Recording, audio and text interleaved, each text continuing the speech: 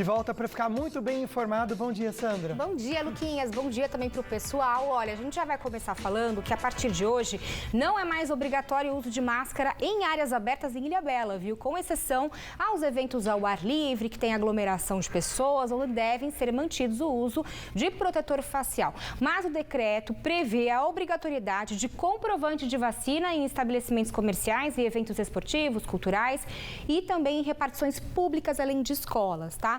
Mas em nota, o governo do estado informou pra gente que segue obrigatório o uso de máscaras em vias públicas de todo o estado, com multa de R$ 552 para a pessoa descumprir. Bom, Ilhabela, decreto municipal permite, mas o governo do estado diz que não. Mas vamos ver o que vai acontecer, né? E olha, a gente fala também que amanhã tem a primeira etapa do Enem, o Exame Nacional do Ensino Médio, e a Carol Correia traz as informações pra gente. Conta pra gente, Carol. Oi, Sandra. Mais de 25 mil estudantes vão fazer a primeira parte da prova do Enem na região neste domingo. E logo de cara devem enfrentar a temida redação. E o professor Métio, do curso popular Monteiro Lobato de Taubaté, tem algumas dicas. Vamos ver. No sábado, ou seja, um dia antes da prova, eu recomendaria descanso. Eu acho que não vale muito a pena ficar se esforçando muito um dia antes da prova. Talvez estudar de leve os temas que mais aparecem, os temas mais prevalentes realmente durante a semana, e sábado descansar para poder fazer a prova com bastante energia no domingo. É isso aí, a gente acompanha na segunda-feira a movimentação que vai ser amanhã e a gente traz as informações no Band Cidade primeira edição. E olha, último recadinho para vocês, hoje tem mega vacinação em Taubaté contra a Covid-19 até às 5 horas da tarde. Todas as doses são aplicadas, tem drive-thru na Avenida do Povo, terceira dose para quem tem mais de 18 anos, pessoal, com aquele intervalo reduzido, tá? De 6 para 5 meses. Luquinhas, não tem desculpa, pessoal que está atrasado em segunda dose tem oportunidade para tomar até às 5 horas da tarde em Taubaté, tá bom? Vacina sim, né? Muito obrigado, viu, Obrigada. Sandra? Agora a gente vai mudar o assunto aqui e falar sobre pensão alimentícia. A doutora Camila Juliana vai comentar com a gente e responder perguntinhas de vocês. Oi, gente. Eu sou Camila Juliana, advogada, especialista em direito de família, e tô aqui mais um sábado para conversar um pouquinho com vocês sobre pensão alimentícia.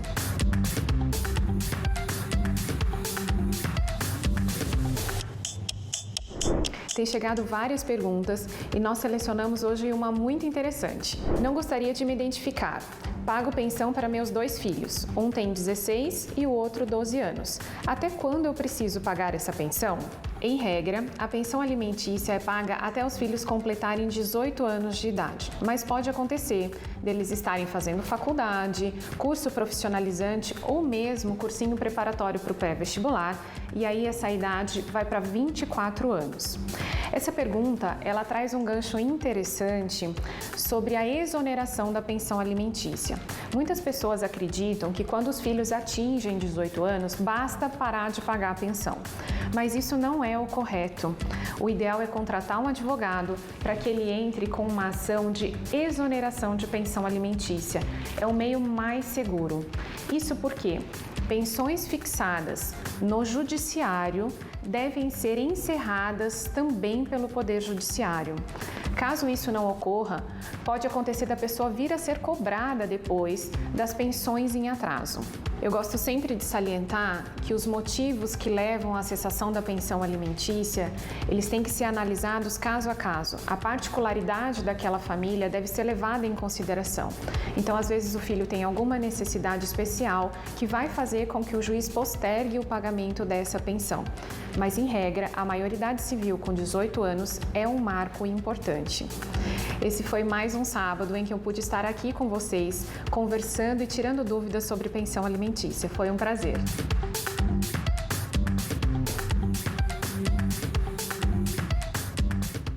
Obrigado, doutora Camila. Agora a gente conversa um pouquinho sobre família disfuncional, que infelizmente pode até levar também ao divórcio, problemas com pensão alimentícia. E quem comenta com a gente é a Patrícia, o Dr. Labinas.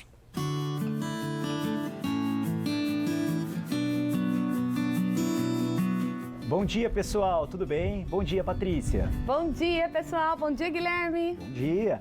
Programa contra a pessoa é igual relacionamento familiar. Olha só, gente, sobrou pra mim. Isso porque hoje a gente vai falar de família disfuncional. Você sabe o que é isso? Família disfuncional é aquela família que tem muitos conflitos internos, rivalidade entre irmãos, briga entre casal, relacionamento extraconjugais, é aquele quiprocó, aquela confusão, aquele tormento. E sem falar nas pessoas familiares que às vezes mete o dedo na nossa vida, né, Guilherme? Que acabam chegando no consultório. Então, os relacionamentos tóxicos, familiares abusivos, pais abusivos, eles muitas vezes são um dos gatilhos que levam ao desenvolvimento de alguns transtornos mentais. E não é só depressão e ansiedade não, coisa que a gente sempre fala.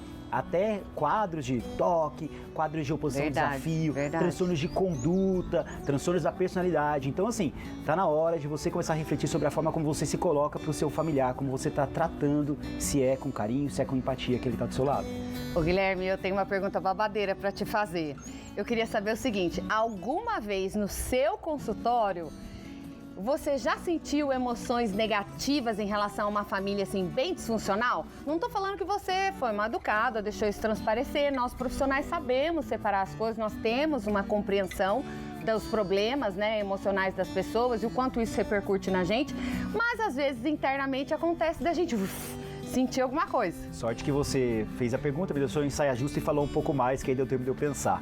Na verdade, sim, obviamente, somos seres humanos, sou psiquiatra, eu sou um ser humano, eu vejo famílias que eu olho e falo, tá totalmente estruturado, em que a gente sabe alguns caminhos que podem fazer com que isso melhore, com que a família se torne mais funcional, só que muitas vezes, até pela presença da família, o jeito que eles se colocam, você dá um passo para trás, você respira, você só semeia alguns pontos de concordância, tenta achar ali um ponto em comum antes de ir lá e soltar tudo de uma vez, ser muito rígido. Então, sim.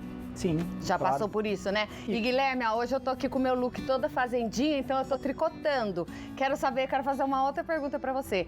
E por acaso você também já teve aquele familiar que você tava lá tratando e ele se intrometia no tratamento do filho, se intrometia? Você sabe, recentemente estava discutindo um caso com uma das psicólogas lá do Instituto, exatamente nisso, assim, como a mãe de um paciente já bem mais velho, né? Ele tem por volta dos 30 anos, a mãe, ela fazia questão de entrar junto em toda a consulta. Ela não deixava que ele ficasse sozinho. Não podia? Não podia.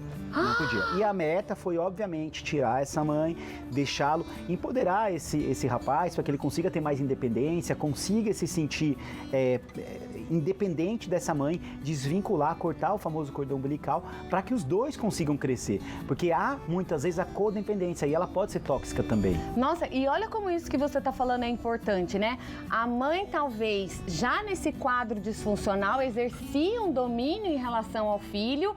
Não sei por que cargas d'água, mas acredito que isso possa ter sido uma variável. Ele foi desenvolvendo uma psicopatologia, né? Adoecendo mentalmente, chegou no psiquiatra e mesmo assim, lá no local de tratamento, ela ainda queria estar lá dentro. Sim, e aí essa é uma grande dificuldade, porque o psiquiatra, embora o médico tenha às vezes uma figura de certa autoridade ali, você até explica, fala, olha, tem que fazer assim, assim, assado, mas a mudança do comportamento muitas vezes é difícil. Você que trabalha com essa análise comportamental consegue dizer melhor para os telespectadores, né? Exatamente. Se a gente for pensar, o nosso comportamento, o nosso pensamento, as nossas emoções, tem muito a ver com o ambiente que a gente vive. Então, ambientes mais tóxicos, mais disfuncionais, a gente tem uma presença maior de emoções negativas. Quando essas emoções desregulam, a gente fica mal. E ambientes mais saudáveis, de maior compreensão, de maior apoio, de maior escuta, são ambientes que as pessoas vão crescendo e se desenvolvendo de uma maneira mais saudável. Mas, Guilherme, eu quero saber do povo intrometido. O que você acha desse familiar que fica dizendo pro outro o que ele deve fazer, como que ele deve ser? Escuta. A questão é escuta. Muitas vezes a gente tem necessidade de se colocar, não precisa. A gente tem que ouvir mais, falar menos. 3 coisas: escuta, acolhimento e empatia. Eu acho que isso faz um relacionamento ser mais saudável. Bem, terminando por aqui, né, Paty? É verdade. E olha só, ele começou falando do relacionamento no começo do bloco, e eu vou deixar aqui que, apesar de um relacionamento às vezes poder ser complicado com uma outra pessoa, quando tem troca, quando tem escuta, todo mundo cresce. Beijo pra vocês, gente. Não esqueça de mandar mensagens pra gente com suas dúvidas, comentários e sugestões. Eu sou o Dr. Labinas e me segue lá no Instagram, @Instituto Labinas. E @Patrícia_psicóloga clínica.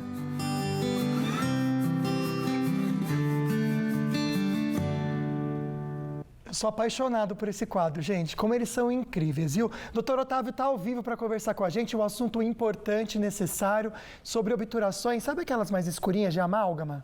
Parece que tem um alerta aí, né, doutor? Bom dia. Bom dia, Lucas. Bom dia para você que está nos assistindo aqui no Manhã na Band.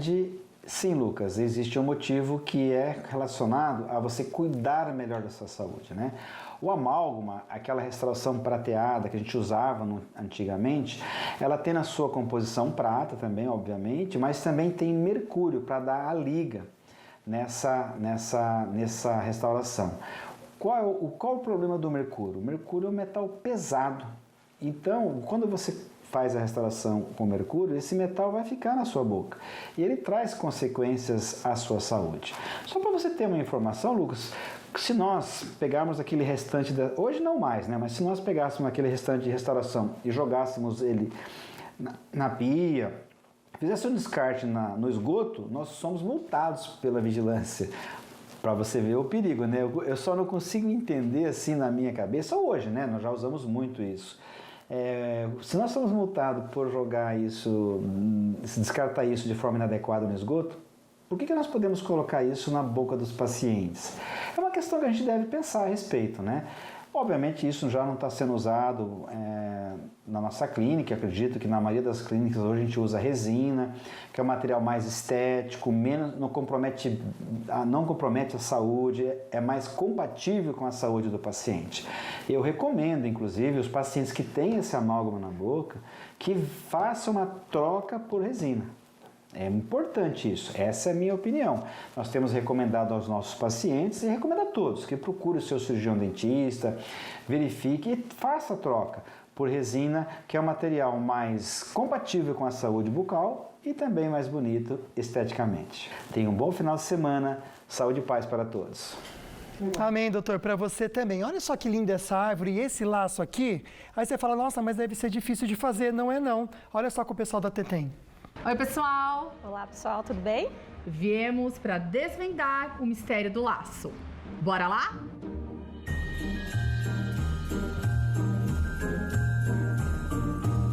Gente, o Natal tá chegando, a galera montando árvore. Sim. E o que todo mundo gosta é o quê?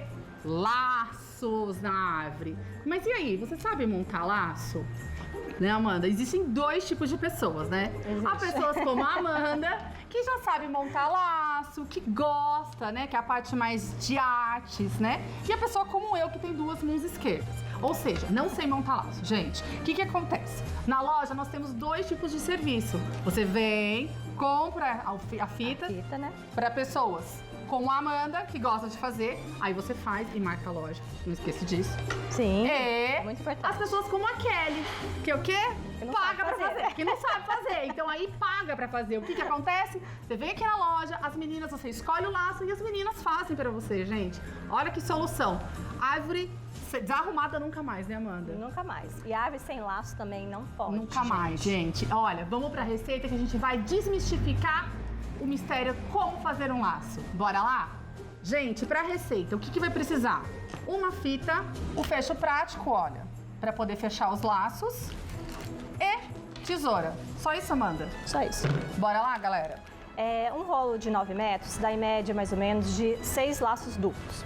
O que vocês podem fazer? Eu peguei aqui a fita, já cortei na medida de 1,20 e um pedaço de 30 centímetros. A gente tem dois tipos de fitas. Essas que só tem frente e essa fita que ela não tem frente nem verso. Ela sim é mais fácil de fazer. Então, pessoal, agora a gente vai pegar o pedaço de 1,20. Isso para fazer um laço maior, a gente pode fazer um pouco menor, tudo também depende do tamanho da sua árvore, tá? Aí você mede. Aqui, ó. A fita, ó, tá ao contrário. Então você tem que torcer aqui para a fita ficar com a frente. A gente dobra, mede aqui para ficar do mesmo tamanho ou um pouquinho maior, não tem importância. Vamos virar de novo. Medimos aqui, enruga aqui, prendeu. Agora a gente pega o pedaço de 30 centímetros, a gente enruga aqui, vem com o fecho prático e prendemos. O importante é sempre apertar bem de um laço. Depois você vem endireitando. E assim tá pronto o seu laço duplo para você colocar na sua árvore. E como é que é o nome desse laço? Esse é laço duplo.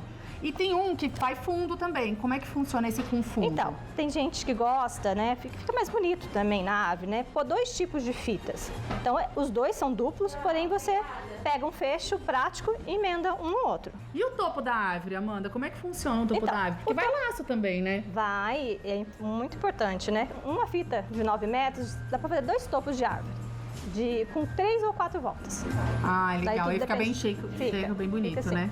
Aí fica lindo. Daí depois você incrementa mais, você pode pôr uma estrela acima, ou aqueles galhos que estão usando muito, né? Legal. E finaliza.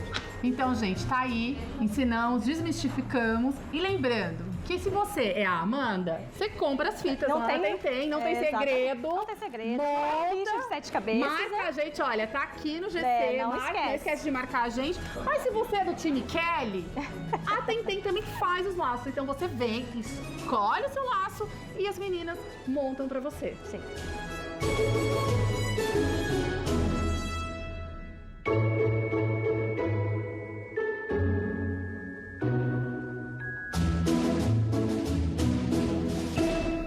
Realmente fica muito lindo, né? É tão bonito na árvore. Aí você fala assim, nossa, mas eu não tenho tempo.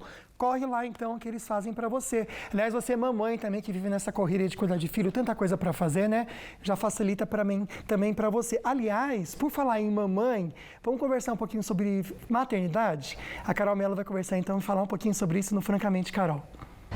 Hoje eu vim falar sobre um tema que muitas pessoas de casa são, que é maternidade, mãe.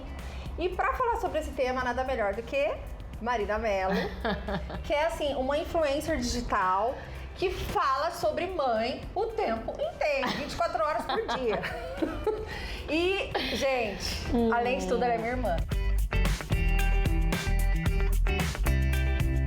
Marina Mello, querida. Ô, Má, conta, eu acho super legal essa sua história de vida, né? De o quanto a Martina, que é a pequena Martina, mudou a sua vida após o nascimento dela. Conta o que aconteceu com a sua vida depois que ela veio, que eu acho que isso deve acontecer com muitas mães.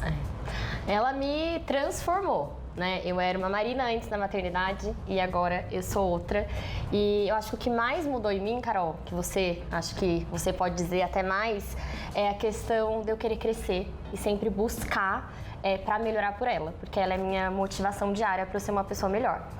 E até a questão do trabalho, né? Que eu tinha um trabalho que era academia e eu tinha que trabalhar muito e eu tinha essa motivação que eu queria estar perto dela. Eu não queria perder nada, eu não queria perder um sorriso, eu não queria perder ela aprendendo alguma coisa. Então ela me transformou. Conta um pouquinho como é que era antes da maternidade, você era empresária, né? Conta o que você fazia e o que você faz agora, pro pessoal que não te conhece. Eu sou fisioterapeuta de formação e aí eu sempre gostei muito de trabalhar com pessoas e eu abri a Academia Siempre aqui na cidade de Taubaté. E eu trabalhei na academia como gestora, né? Eu não atuei como fisioterapeuta, atuei como fisioterapia antes, 2 anos, quando a gente estava construindo a empresa. E eu fui gestora lá por quase 10 anos. E aí veio a pandemia, tivemos que fechar as portas, infelizmente. E aí eu falei, e agora? O que eu vou fazer? Tive que me reinventar. Porque apesar de eu amar ser mãe, de ser a minha prioridade, com certeza, 100% do tempo, eu nunca quis depender de ninguém, né? Eu queria ter a minha filha de Rosimelo. Jamais dependeria de alguém. Que é o ditado que a Rosimelo fala, não dependam de marido, vocês têm que ter independência financeira de vocês. E lá eu já gostava muito da rede social, já era uma coisa que eu fazia. E aí eu falei, por que não pegar algo, né, que eu já gosto, que é a rede social, e ganhar dinheiro com isso?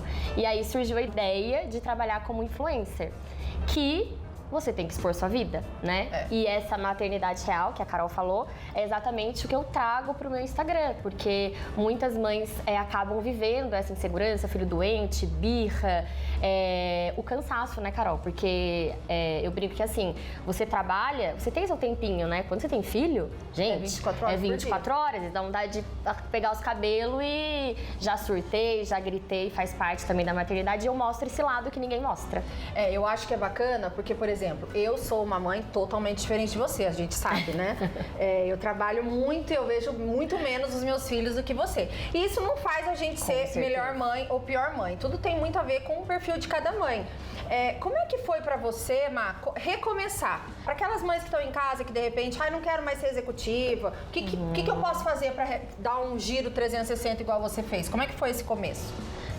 Isso que a Carol falou, gente, eu acho que é o que eu falo muito na minha rede social, né? A Carol, a Karine, a Sabrina, a gente somos mães completamente diferentes, porém mães maravilhosas, porque o filho, né, Carol, eu acho que ele tem a mãe que merece. E aí, o que eu poderia falar pra vocês, mães que estão em casa, que às vezes estão lá trabalhando e tem esse grande sonho, né, de ficar mais perto do filho. E atrás do sonho, né, Carol? Quando a gente tem um sonho, e Rose também ensinou a gente muito bem, primeiro de tudo, a gente acreditar na gente e correr atrás do nosso sonho. Então, assim, o que eu posso fazer? Qual seria o primeiro passo? Então, quando eu comecei, eu não cobrava o que eu cobro, né? Eu fazia as coisas de graça.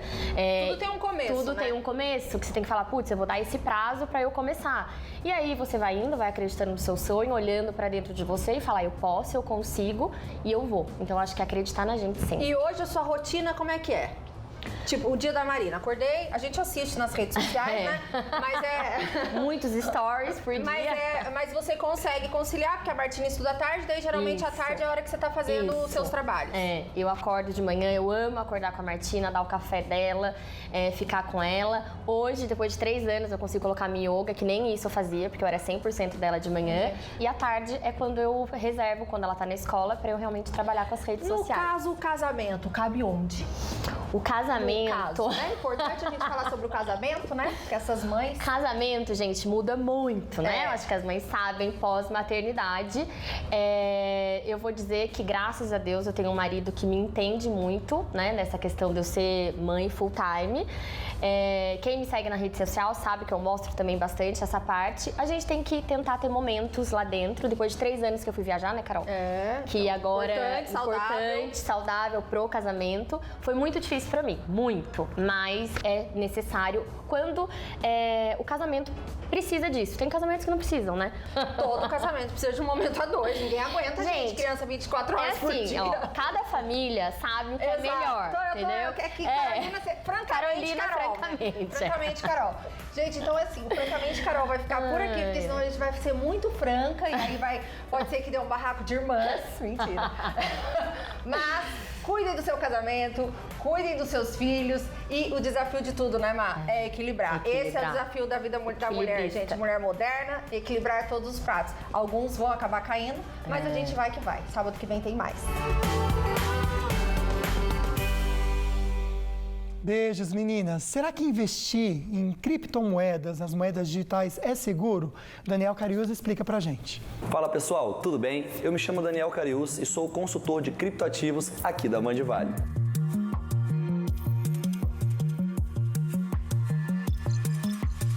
Hoje nós iremos abordar o que é o Bitcoin e o que é a blockchain.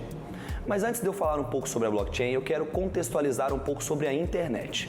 A internet ela nasceu na década de 90, nos Estados Unidos, para ligar a comunicação dos quartéis da costa leste com os quartéis da costa oeste. 10 anos depois, veio então a internet 2.0, que é a internet que conhecemos hoje. A internet que serve para comunicar, a internet que serve para interligar as pessoas mundialmente. O que estamos vivendo agora é a internet 3.0.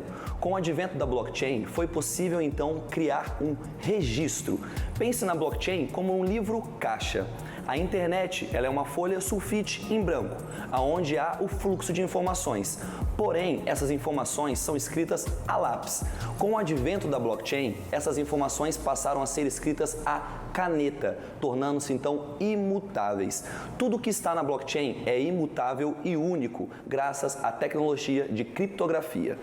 Dentro desse ambiente, foi possível então a existência de um dinheiro virtual, que é o Bitcoin. Pense no Bitcoin para a blockchain, assim como sites estão para a internet. As criptomoedas, então, carregam informações, valores, comunicações e diversas outras informações do mundo físico para o mundo digital. O Bitcoin, então, surgiu diante de uma necessidade de um dinheiro descentralizado, aonde o poder econômico fica literalmente na mão do povo, sem um agente centralizador, sem a base da confiança, e sim com base unicamente exclusiva na tecnologia blockchain, que hoje já é uma tecnologia mais adotada para registros no mundo. Então, o que garante a segurança do Bitcoin? É a blockchain. países e governos já estão adotando para registros em suas nações. E você, vai ficar de fora dessa? Se você quiser saber um pouco mais, continue acompanhando toda semana aqui na Band Vale. Forte abraço!